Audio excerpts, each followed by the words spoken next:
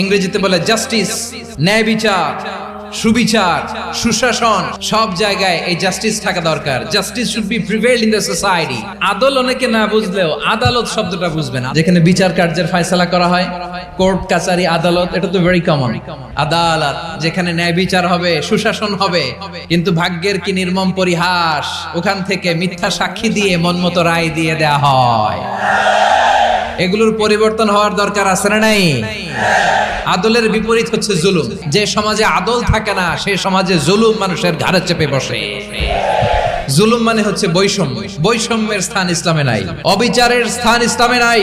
আল্লাহ তাআলা বলেন হাদিসে কুদসিতে, ইয়া ইবাদি ইন্নী হারামতু যুলমা আলা নাফসি ওয়া জাআলতুহু বাইনাকুম মুহাররামান ফালা তাযালামু। আমার গোলামেরা শোনো, নিশ্চয় আমি আল্লাহ তাআলা জুলুমকে আমি আমার উপরে হারাম করেছি, অনুরূপভাবে জুলুম করাকে তোমাদের উপরেও হারাম করেছি। ফলে ফালা তাযালামু, তোমরা একে অপরের সাথে জুলুম করো না।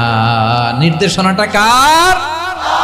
যে আমি জুলুমকে নিজের জন্য হারাম করেছি এবং তোমাদের জন্য হারাম করেছি। আমরা আর এরকম কোন জুলুম বাংলাদেশে দেখতে চাই না। জোরে বলেন ঠিক কিনা? আমরা আর নতুন করে কেউ জালিম হোক এটা চাই না।